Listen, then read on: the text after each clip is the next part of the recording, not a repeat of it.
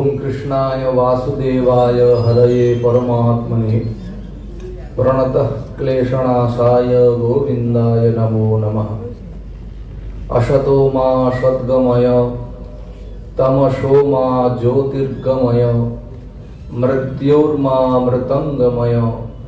ओम शांति शांति शांति।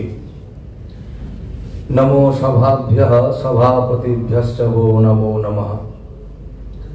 আজকের সভায় উপস্থিত সভাপতি, কেন্দ্রীয় মন্ত্রী বাগড়াজি, উপস্থিত বিশ্ব হিন্দু পরিষদের সভাপতি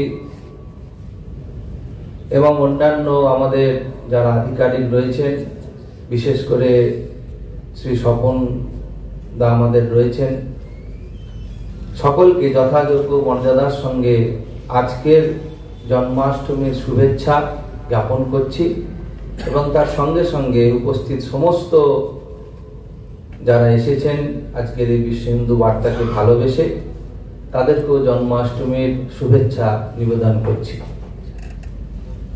বিশ্ব হিন্দু পরিষদের মুখপত্র আমাদের শাস্ত্রে বলে শুধুমাত্র সনাতন ধর্ম কেবলমাত্র শাস্ত্রের কথা বলেনি, শস্ত্রের কথাও বলেছে। তাই শস্ত্র আর শাস্ত্র দুটোকে সমান রেখেই আমাদের সনাতন ধর্ম এগোয়। কোন কোন ধর্ম আছে কেবলমাত্র শস্ত্রের দ্বারাই বিশ্ব জয় করতে চায়, কিন্তু আমাদের সনাতন ধর্ম চায় শস্ত্র এবং শাস্ত্র দুটোকে নিয়েই এই বিশ্বকে জয় করতে। শস্ত্র চালাবার জ্ঞান যে দেবে সে হচ্ছে শাস্ত্র।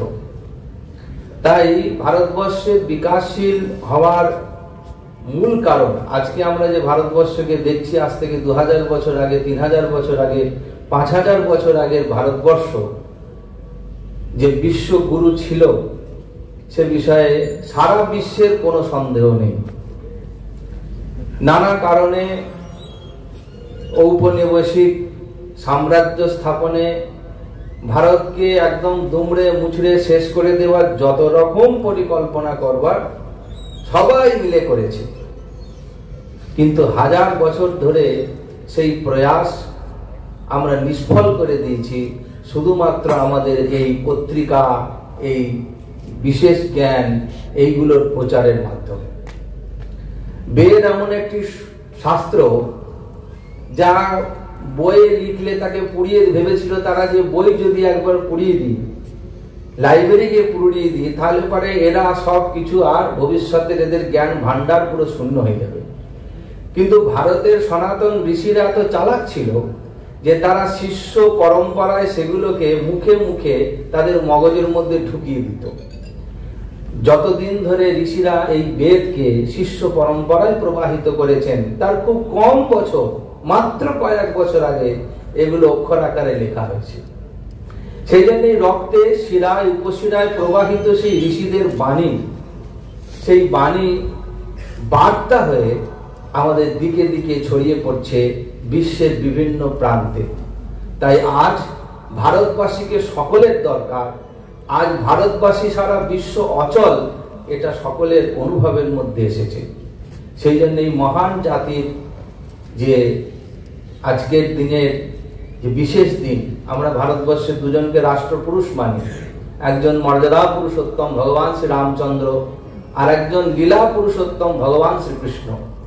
এই ভগবান শ্রীকৃষ্ণের যে অদ্ভুত চরিত্র আজকের প্রত্যেকটি গ্রামে গঞ্জে শহরে নগরে উৎসবের আকার ধারণ করেছে। আমি আজকে 3খানা উৎসব করে এলাম আজকের দিনে, প্রায় 5000 র্যালি বিশ্ব হিন্দু পরিষদের আজকের দিনে রাস্তায় আছে। তো সব নিয়ে আজকের এই দিনকে বিশেষ করে বিশেষভাবে বিশ্ব হিন্দু বার্তার শুভকামনা করে স্বপনদার কথা অনুযায়ী যে আরো শতবর্ষ পূর্ণ হোক এই আকাঙ্ক্ষা আজকের মঞ্চ থেকে করে আমি বক্তব্যে বিরাম করছি। হরি ওম তৎসৎ।